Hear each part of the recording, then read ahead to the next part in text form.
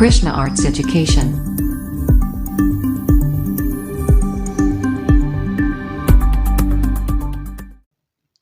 Hello friends, welcome है आप सभी का आपके इस कृष्णा आर्ट्स एजुकेशन चैनल में, जो केवल और केवल बोर्ड एग्ज़ाम की तैयारी करवाने के लिए बनी है। इसलिए इस चैनल को आपने अभी तक सब्सक्राइब नहीं किया तो इस चैनल को सब्सक्राइब कर दें और साइड के बेल नोटिफिकेशन को प्रेस कर दें, ताकि हमारी वीडियो का लेटेस्ट नोटिफिकेशन आप तक सबसे पहले पहुँच सके। और अगर आप हमारे इस यूट्यूब चैनल पर नए हैं तो आप टेलीग्राम चैनल में भी ज्वाइन हो जाएँ। टेलीग्राम चैनल का लिंक डिस्क्रिप्शन में दिया हुआ है, क्योंकि इस चैनल का जो भी स्टडी मटेरियल आपको प्रोवाइड किया जाएगा वो टेलीग्राम चैनल के माध्यम से किया जाएगा। स्टडी मटेरियल में आपको सभी सब्जेक्ट्स का चैप्टर बाय चैप्टर ऑब्जेक्टिव और सब्जेक्टिव क्वेश्चंस का पीडीएफ दिया जाएगा, इसलिए आप टेलीग्राम चैनल को अवश्य ज्वाइन कर लें। तो चलिए आज की वीडियो में आगे की ओर बढ़ते हैं। आज हम आपको कक्षा 10 का विज्ञान, जो विज्ञान का एक भाग है रसायन शास्त्र केमिस्ट्री, उसका तीसरा पार्ट धातु एवं अधातु, मेटल्स एंड नॉन मेटल्स का सब्जेक्टिव क्वेश्चंस कवर करने वाले हैं। इस वीडियो में हम आपके साथ इस चैप्टर का 1 से लेकर 13 तक के सब्जेक्टिव क्वेश्चंस को कवर करने वाले हैं, और इसके बाद का जो सब्जेक्टिव क्वेश्चंस रहेगा वो नेक्स्ट पार्ट वाली वीडियो में लाया जाएगा। तो चलिए इसमें आगे की ओर बढ़ते हैं। हमारा पहला क्वेश्चन है, धातु किसे कहते हैं? जो मेटल्स होता है, मेटल्स किसे कहा जाता है? What is metals? तो आवर्त सारणी के बाईं तरफ तथा मध्य में रखे जाने वाले तत्व धातु कहलाते हैं, जिनमें धात्विक चमक होती है। वे प्राय तन्य, आघातवर्ध्य, विद्युत और ऊष्मा की सुचालक, दृढ़ और अधिक घनत्व वाली होती है। इनके ऑक्साइड क्षारीय प्रकृति के होते हैं। लोहा, सोना, चांदी, तांबा, प्लेटिनम आदि धातुओं के उदाहरण हैं। धातु किसे कहते हैं? इस बात का डेफिनेशन तो सिर्फ इतना ही था कि धातु कहलाते हैं। आवर्त सारणी के बाईं तरफ तथा मध्य में रखे जाने वाले तत्व धातु कहलाते हैं, लेकिन इसका अन्य उदाहरण के साथ साथ इसकी और भी बातें बताई गई है कि धातु के बारे में क्या क्या होता है। तो सबसे पहले आपको ध्यान रखना है कि एक आवर्त सारणी होता है, और आवर्त सारणी के बाईं तरफ तथा मध्य में रखे जाने वाले तत्व धातु कहलाते हैं। जिनमें धात्विक चमक होती है वे धातु कहलाते हैं। धातु प्राय तन्य, आघातवर्ध्य, विद्युत और ऊष्मा का सुचालक होते हैं। जो धातु होते हैं वे विद्युत और ऊष्मा का सुचालक होते हैं। वे दृढ़ और अधिक घनत्व वाले होते हैं। इनके जो ऑक्साइड होते हैं वे क्षारीय प्रकृति के होते हैं। और लोहा, सोना, चांदी, तांबा, प्लेटिनम आदि धातुओं के उदाहरण, ये जो सभी दिया गया है ये सभी धातु ही हैं, जैसे लोहा, सोना, चांदी, तांबा, प्लेटिनम। धातु हमेशा क्षारीय प्रकृति के होते हैं, और ये हमेशा विद्युत के सुचालक होते हैं और ऊष्मा के भी सुचालक होते हैं, और ये आघातवर्धक और तन्य प्रकृति के होते हैं। धातु में हमेशा धात्विक चमक होती है, और धातु आवर्त सारणी के बाईं तरफ तथा मध्य में रखे जाने वाले तत्व धातु कहलाते हैं। तो इस प्रकार आप समझ गए होंगे कि धातु किसे कहते हैं और धातु के क्या क्या उपयोग हैं। उनका उपयोग विद्युत तथा ऊष्मा में किया जाता है, और इनके ऑक्साइड किस प्रकार के होते हैं। इस एक ही सब्जेक्टिव क्वेश्चन में आपके अनेक ऑब्जेक्टिव क्वेश्चंस निकल रहे हैं, इसलिए आपको सब्जेक्टिव क्वेश्चंस बहुत ही अच्छे से समझते हुए चलना है। इसके बाद आपका दूसरा क्वेश्चन है, धातुओं के दो रासायनिक गुणों को लिखें। यहाँ टाइपिंग में थोड़ा मिस्टेक है, गणों लिखा हुआ है, यहाँ हो जाएगा गुणों। धातु का जो दो रासायनिक गुण होता है उसको लिखने के लिए कहा जा रहा है। तो इससे पहले वाले आपने क्वेश्चन में ही पढ़ा था कि जो धातु के ऑक्साइड होते हैं वे क्षारीय प्रकृति के होते हैं, अर्थात क्षारीय होते हैं। तो इसका पहला रासायनिक गुण है कि धातुओं के ऑक्साइड क्षारीय होते हैं। ये अम्लों से अभिक्रिया कर हाइड्रोजन गैस विस्थापित करते हैं। 2Na+HCl जब अभिक्रिया करता है तो यह बनाता है 2NaCl+H2, अर्थात हाइड्रोजन गैस को विस्थापित कर देता है, बाहर निकाल देता है। इस प्रकार 2NaCl+H2O बन जाता है। तो जो धातु का दो रासायनिक गुण आपने पढ़ा, इसका पहला गुण था कि धातुओं के ऑक्साइड क्षारीय होते हैं, और इसका दूसरा गुण था कि धातु अम्ल से अभिक्रिया कर हाइड्रोजन गैस विस्थापित करते हैं। धातुओं के ऑक्साइड क्षारीय होते हैं और अम्लों से अभिक्रिया कर हाइड्रोजन गैस विस्थापित करते हैं। इसके बाद नेक्स्ट क्वेश्चन उसका विपरीत क्वेश्चन है। उसमें पूछा गया था धातु के दो गुणधर्म को लिखें, उसमें दो रासायनिक गुणों को लिखा जा रहा है, लेकिन इसमें पूछा जा रहा है कि अधातु के दो गुणधर्मों को लिखें। अधातु के क्या क्या गुण होते हैं उसके बारे में लिखने के लिए कहा जा रहा है। तो जो अधिकतर अधातुएं होती हैं गैसीय अवस्था में पाए जाते हैं। अधिकतर अधातु गैसीय अवस्था में पाए जाते हैं, लेकिन अधिकतर धातुएं ठोस अवस्था में पाई जाती हैं। अधातुएं सोनोरस ध्वनि उत्पन्न नहीं करते हैं। सोनोरस ध्वनि आपने ऑब्जेक्टिव क्वेश्चंस में पढ़ा था कि वैसा धातु जो किसी से टकराने पर टन की आवाज़ उत्पन्न करता है उसको सोनोरस ध्वनि कहा जाता है। लेकिन जो अधातु होता है वह गैसीय अवस्था में पाया जाता है, तो गैसीय अवस्था अगर किसी से टकराएगा तो किसी प्रकार का कोई ध्वनि उत्पन्न नहीं करेगा। इसीलिए जो अधातुएं होती हैं वे सोनोरस ध्वनि उत्पन्न नहीं करते हैं और अधिकतर अधातुएं गैसीय अवस्था में पाए जाते हैं। तो अधातु के यही दो गुण धर्म थे कि पहला, अधिकतर अधातुएं गैसीय अवस्था में पाए जाते हैं और अधातुएं सोनोरस ध्वनि उत्पन्न नहीं करते हैं। कौन सी धातुएं आसानी से संक्षारित नहीं होती है? ऐसी कौन कौन सी धातुएं होती हैं जो आसानी से संक्षारित कहने का मतलब है कि जो आसानी से खराब नहीं होती है। तो सोना और चांदी ऐसे धातुएं हैं जो अभिक्रियाशीलता श्रेणी में सबसे नीचे आती है। सोना और चांदी ऐसे धातुएं हैं जो अभिक्रियाशीलता श्रेणी में सबसे नीचे आती हैं। ये धातुएं काफ़ी कम अभिक्रियाशील हैं। ऐसी धातुएं आसानी से संक्षारित नहीं होती है। जो सोना और चांदी धातु है वह अभिक्रियाशील श्रेणी में सबसे नीचे आता है और यह बहुत ही कम अभिक्रियाशील होता है। इसीलिए जो ऐसी धातुएं होती हैं वह जल्दी ख़राब नहीं होती हैं। इसीलिए आप जानते होंगे कि सोना और चांदी जो है उनकी कीमत भी बहुत अधिक होती है। ये मूल्यवान धातुएं होती हैं। तो इसमें सिर्फ आपसे यही पूछा जा रहा था कि कौन सी धातुएं आसानी से संक्षारित नहीं होती है। तो सोना और चांदी धातुएं आसानी से संक्षारित नहीं होती है और उसका संक्षारित नहीं होने का कारण यह है कि ये धातु काफ़ी कम अभिक्रियाशील हैं और ऐसी धातुएं आसानी से संक्षारित नहीं होती हैं। धातुओं का परिष्करण से क्या तात्पर्य है? जो धातुओं का परिष्करण है उससे क्या तात्पर्य है? तो अपचयन प्रक्रम में प्राप्त धातुएं शुद्ध नहीं होती है। जब किसी अपचयन प्रक्रिया से धातु को प्राप्त किया जाता है तो वह धातुएं शुद्ध नहीं होती है। इनमें अपद्रव्य होती है। शुद्ध धातु की प्राप्ति इन अपद्रव्यों को धातु से हटाकर किया जाता है।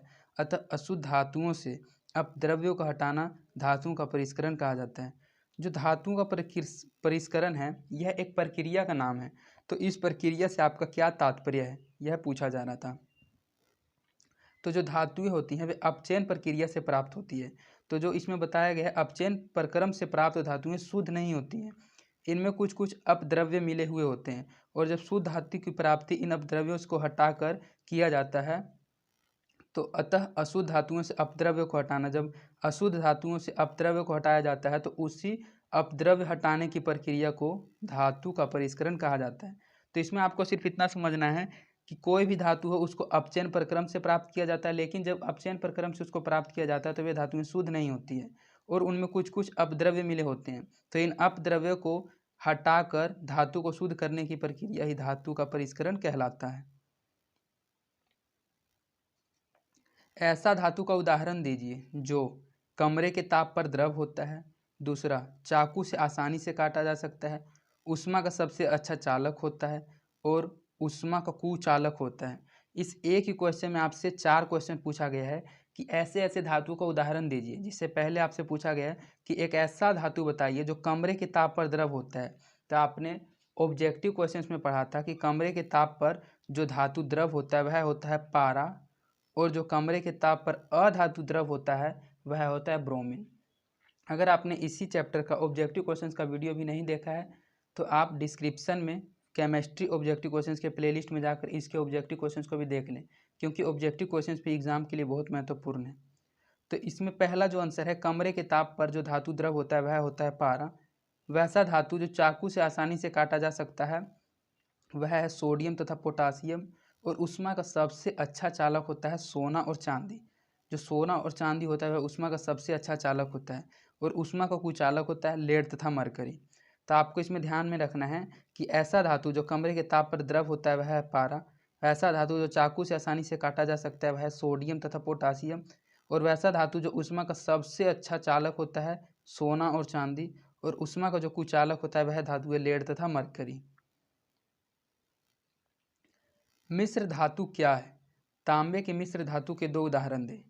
इसमें पूछा जा रहा है कि मिश्र धातु क्या है, मिश्रित धातु क्या है और तांबे के मिश्र धातु के 2 उदाहरण दें। जो तांबे की मिश्र धातु है उसके 2 उदाहरण देने के लिए कहा जा रहा है। तो किसी धातु में अन्य धातु या अधातु की एक निश्चित मात्रा मिलाकर इच्छित गुणधर्म वाली मिश्र धातुएं प्राप्त की जा सकती हैं। तांबे के 2 मिश्र धातु निम्नलिखित है, पीतल और कांसा। पीतल में 80% Cu कॉपर और कांसा में 90% कॉपर पाया जाता है। मिश्र धातु का मतलब यह है कि किसी धातु में किसी अन्य धातु या अधातु की एक निश्चित मात्रा मिला दी जाती है और उस मात्रा को मिलाकर इच्छित गुणधर्म वाली मिश्र धातुएं प्राप्त की जा सकती हैं। जैसे कि पीतल है तो पीतल को बनाने के लिए ये पीतल जो है वह तांबा से मिलकर बनता है, तो कॉपर को ही तांबा कहा जाता है हिंदी में। तो पीतल में 80% कॉपर होता है और 20% पीतल होता है, तब वह पीतल बनता है। और कांसा में 90% कॉपर पाया जाता है। तो इसी प्रकार बताया गया है कि जो तांबे के दो मिश्र धातु का उदाहरण था, इसका पहला उदाहरण है पीतल और दूसरा उदाहरण है कांसा। और मिश्र धातु में आप समझ गए कि किसी धातु में किसी अन्य धातु को मिलाकर एक इच्छित गुणधर्म वाली मिश्र धातु प्राप्त की जाती है, उसे मिश्र धातु कहा जाता है। और तांबे की मिश्र धातु के दो उदाहरण हैं पीतल और कांसा। धातुएं विद्युत के सुचालक क्यों होती हैं? इससे पहले वाले आप बहुत सारे क्वेश्चन में पढ़ते आ रहे हैं कि धातुएं विद्युत के सुचालक होते हैं, धातुएं विद्युत के चालक होते हैं। तो धातुएं विद्युत के सुचालक होने का क्या कारण है? धातुएं विद्युत के सुचालक क्यों होती हैं? धातुएं विद्युत के अच्छे चालक होते हैं। ये विद्युत धनात्मक भी है।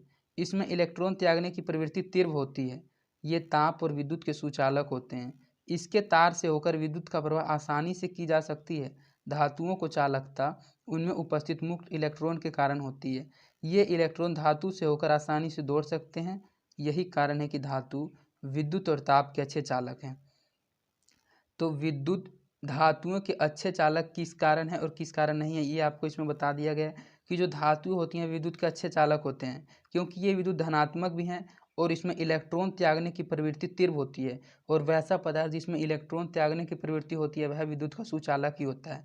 ये ताप और विद्युत के भी सुचालक होते हैं, क्योंकि इसके तार से होकर विद्युत प्रवाह आसानी से की जा सकती है।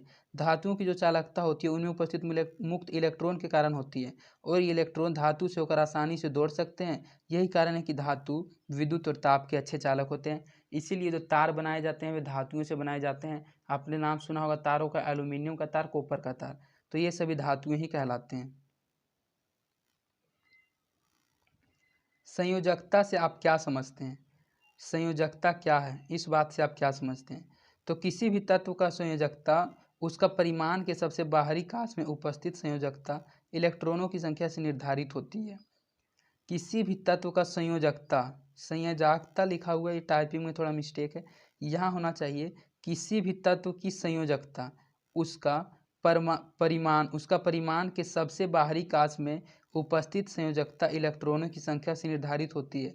मान लिया कि एक तत्व Na है, इसका जो परमाणु संख्या वह 11 है, इसका इलेक्ट्रॉनिक विन्यास 281 है, अतः परमाणु के बाहरी कक्षा में इलेक्ट्रॉन संख्या है, अतः इसकी जो संयोजकता है वह 1 होगी। क्योंकि इसके बाहरी कक्षा में जो इलेक्ट्रॉन संख्या है वह 1 है, अतः जो इसकी संयोजकता होगी वह 1 होगी। तो इसी प्रकार आपको समझाया गया कि संयोजकता से आप क्या समझते हैं। तो किसी भी तत्व का जब संयोजकता निकालना होता है तो उसका परमाणु के सबसे बाहरी कक्ष में उपस्थित संयोजकता इलेक्ट्रॉनों की संख्या से निर्धारित होती है। और एक उदाहरण के माध्यम से आपको समझाया गया है कि मान लीजिए कि एक तत्व Na है, इसका परमाणु संख्या 11 है और जो इसका इलेक्ट्रॉनिक विन्यास होता है वह 281 होता है, अतः परमाणु के बाहरी कक्षा में इलेक्ट्रॉन संख्या 1 है, बाहरी कक्षा में जो परमाणु संख्या है वह 1 है, अतः जो इसकी संयोजकता होगी वह 1 होगी। इसके बाद आपका नेक्स्ट क्वेश्चन है आघातवर्ध्यता तथा तन्य का अर्थ बताइए। तो हमने आपको ऑब्जेक्टिव क्वेश्चंस में ही समझा दिया था कि आघातवर्ध्यता, जो आघातवर्ध्यता होता है वह धातु का वह गुण होता है कि धातु को जब पीट कर उसको चादर के रूप में बनाया जाता है तो वह उसका आघातवर्ध्यता गुण होता है। और जो उसका तन्य गुण होता है वह किसी धातु को खींचकर उसे पतला तार बनाया जाता है तो वह उसका तन्य गुणधर्म होता है। तो इसमें दोनों के बारे में बताने के लिए कहा गया कि आघातवर्ध्यता तथा तन्य का अर्थ बताइए। तो कुछ धातुओं को पीट कर उनके चादर बनाए जाते हैं, इस गुणधर्म को आघातवर्ध्यता कहते हैं और धातु आघातवर्ध्यता कहलाती है। किसी धातु के पतले तार खींचे जा सकते हैं, धातुओं के इस गुणधर्म को तन्यता कहते हैं तथा धातुएं तन्य कहलाती हैं। 1 ग्राम सोने से 2 किलोमीटर लंबा तार बनाया जा सकता है। तो हमने आपको जो बताया वह इसमें लिखा गया है कि किसी धातुओं को पीट कर चादर बनाए जाते हैं तो इस गुणधर्म को उस धातु का आघातवर्ध्यता गुण कहते हैं और किसी धातु के पतले तार खींचे जा सकते हैं तो इस गुणधर्म को उसका तन्यता कहते हैं। तथा जो धातुएं होती है वह तन्य कहलाती हैं और 1 ग्राम सोने से 2 किलोमीटर लंबा तार बनाया जा सकता है। यह आपने ऑब्जेक्टिव क्वेश्चन में पढ़ा था कि 1 ग्राम सोना से कितना दूर की लंबी तार बनाई जा सकती है, तो आंसर में था 2 किलोमीटर। यह एक प्रकार का बहुत ही इंपॉर्टेंट ऑब्जेक्टिव क्वेश्चन है कि जो सोना होता है वह सबसे अधिक तन्य पदार्थ होता है, सबसे अधिक तन्य धातु होता है और सोने से ही 1 ग्राम सोने से 2 किलोमीटर लंबी तार बनाई जा सकती है। इसके बाद आपका नेक्स्ट क्वेश्चन है, संसारण से क्या समझते हैं? जो संसारण है उससे आप क्या समझते हैं? तो जब धातु सतह जल, अवायु अथवा आसपास के अन्य किसी पदार्थ से प्रभावित होती है। जब धातु की सतह जो होती है वह जल से, वायु से अथवा आसपास के किसी पदार्थ से प्रभावित होती है तो इसे धातु का संक्षारित होना कहते हैं तथा इस परिघटना का संक्षारण कहा जाता है। गोल्ड तथा सिल्वर जैसी उत्कृष्ट धातुएं सुगमतापूर्वक संक्षारित नहीं होती है। एल्यूमिनियम जैसी धातुएं संक्षारित नहीं होती है। इससे पहले वाले आपने क्वेश्चन में पढ़ा था कि गोल्ड तथा सिल्वर, सोना तथा चांदी होता है, वे सुगमतापूर्वक अर्थात आसानी से संक्षारित नहीं होती है और एल्यूमिनियम जैसी धातुएं भी आसानी से संक्षारित नहीं होती है। और संक्षारण क्या है? तो जब कोई धातु की सतह जो होती है वह जल, वायु अथवा आसपास के अन्य किसी पदार्थ से प्रभावित होकर खराब हो जाती है तो इसे धातु का संक्षारित होना कहते हैं तथा इस परिघटना को, इस प्रक्रिया को संक्षारण कहा जाता है। तो यही संक्षारण का डेफिनेशन था। संक्षारण से बचने की 3 विधियों को लिखें। संक्षारण जो होता है उसका एक मुख्य ये भी है कि उसमें जंग लग जाता है। तो इसमें बस यही पूछा गया है कि जो संक्षारण होता है उससे हमको अगर किसी धातु को बचाना है तो उससे बचाने के लिए 3 विधियों को लिखें। किन 3 विधियों से हम किसी वस्तु को संक्षारित होने से बचा सकते हैं? तो संक्षारण रोकने की 3 विधियां निम्नलिखित है। पहला यशद लेपन द्वारा, दूसरा विद्युत लेपन द्वारा और तीसरा एनोडीकरण द्वारा। अगर आप किसी धातु पर यशद लेपन कर देते हैं तो वह धातु आसानी से संक्षारित नहीं होगी। विद्युत लेपन के द्वारा भी वह संक्षारण से बचाई जा सकती है और एनोडीकरण के द्वारा भी वह संक्षारित से बचाई जा सकती है। तो इसका पहला था यशद लेपन द्वारा, दूसरा विद्युत लेपन द्वारा और तीसरा एनोडीकरण द्वारा। इन 3 विधियों से आप किसी भी धातु को संक्षारित होने से बचा सकते हैं। एक धातु और एक अधातु का नाम लिखें जो वायु के संपर्क में आने पर जल उठते हैं। यह भी एक बहुत ही इंपॉर्टेंट क्वेश्चन है कि एक ऐसा धातु का नाम बताइए और एक अधातु का नाम बताइए। एक धातु और एक अधातु का नाम बताइए जो वायु के संपर्क में आने पर ही जलने लगती है अर्थात जल उठती है, जिसमें आग लग जाती है। तो सोडियम एक ऐसा धातु है जो वायु के संपर्क में आने पर वायुमंडलीय सामान्य ताप पर ही जल उठता है। जो वायुमंडल का सामान्य ताप होता है उसी ताप पर जब सोडियम को वायु के संपर्क में लाया जाता है तो वह जलने लगता है। श्वेत फॉस्फोरस अधातु है। जैसे सोडियम धातु उसी प्रकार अधातु का नाम बताया गया श्वेत फॉस्फोरस। इसे पानी में डुबा कर रखा जाता है। श्वेत फॉस्फोरस को हमेशा पानी में डुबा कर रखा जाता है। यह वायु के संपर्क में आते ही जल उठता है। जैसे इसको पानी से निकाल कर वायु के संपर्क में लाया जाता है तो वायु के संपर्क में लाने से यह जलने लगता है अर्थात इन दोनों पदार्थों में आग लग जाता है। तो यह एक बहुत इंपॉर्टेंट क्वेश्चन था कि एक धातु और एक अधातु का नाम लिखिए जो वायु के संपर्क में आने पर जल उठते हैं। तो धातु है सोडियम। सोडियम धातु वायु के संपर्क में आने पर जलने लगता है। और एक अधातु है, अधातु का नाम है श्वेत फॉस्फोरस। श्वेत फॉस्फोरस को आपको ध्यान में रखना है, उसको हमेशा पानी में डुबा कर रखा जाता है। अगर उसको वायु के संपर्क में लाया जाता है तो वह जलने उठता है। तो इस प्रकार आपका इस चैप्टर का 13 सब्जेक्टिव क्वेश्चंस कंप्लीट करा दिया गया है। इसके बाद इसका नेक्स्ट सब्जेक्टिव क्वेश्चंस को नेक्स्ट पार्ट वाले वीडियो में लाया जाएगा। और अगर आपको इन क्वेश्चंस में थोड़ा बहुत कहीं पर दिक्कत हुआ होगा तो आप इस वीडियो को एक बार रिपीट करके देख लें, क्योंकि अगर आप क्वेश्चंस को अच्छे से समझ जाते हैं तो आप अपने लैंग्वेज के अनुसार भी एग्ज़ाम में इसके आंसर्स को लिख के आ सकते हैं। और अगर आपको हमारी वीडियोज़ पसंद आती है तो आप अपने दोस्तों के बीच भी इन वीडियोज़ को ज़रूर शेयर करें और आप हमारे वीडियोज़ को लाइक भी ज़रूर करें। इससे हमारा मोटिवेशन बना हुआ रहता है। तो आज के लिए इतना ही। धन्यवाद।